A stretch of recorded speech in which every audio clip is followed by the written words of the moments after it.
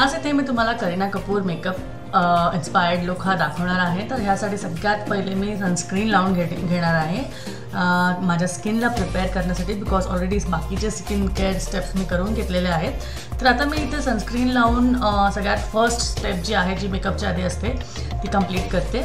आणि ह्यानंतर NYBayचं प्रायमर जे आहे ते मी इथे घेतलेलं आहे आणि हे आपल्या स्किनवर आपल्याला लावायचं आहे, बिकॉज ह्यानी मेकअप खूप छान बेस क्रिएट होतो आणि खूप छान मेकअपही होतो।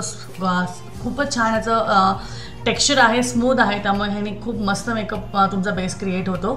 तर हे आज मी प्रायमर लावून घेतलेलं आहे।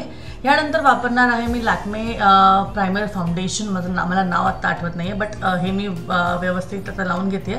आता इथे थोडासा व्हाईट फेस झाला आहे माझा, बट हे नंतर ऑक्सिडाईज झाल्यावर व्यवस्थित किंवा थोडासा सेट झाल्यावर व्यवस्थित दिसतो, त्यामुळे काही गडबडीची नाही आहे। तर लॅक्मेचं कॉम्पॅक्ट पावडर आणि NYBayच्या लायनरनी मी माझे डोळे क्रिएट करून घेते, कारण त्यामध्ये करीनानी बोल्ड आयलायनर लावलं आहे आणि लिपस्टिक एवढंच लावलं आहे, बाकीचं काहीही क्रिएट केलेलं नाही आहे। तर कॉम्पॅक्ट नंतर आता मी इथे लायनर लावून घेते, थोडंसं बोल्ड क्रिएट करणार आहे। आणि ह्यानंतर मी वापरणार आहे हायपर कर्ल मस्कारा, जो खूपच छान व्हॉल्युमनेस देतो तुमच्या आईजला आणि आईजला म्हणजे लॅशेसला। तर लॅशेस खूप छान, मी फेक लॅशेस लावणार नाही आहेत कारण त्यात पण नाही आहेत। तर इथे तुमच्या लॅशेसला तुम्ही एक ऑलमोस्ट 10 लेयर्स लावा, तर थोडेसे आय लॅशेस अजून भरून दिसतील।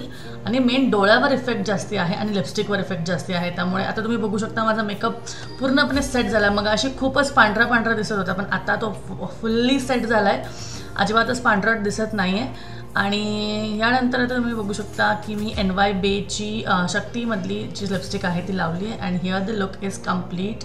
आणि इथे मी आता घेतला आहे माझा dress as a dress black, आणि दिस इज कम्प्लीट नाव।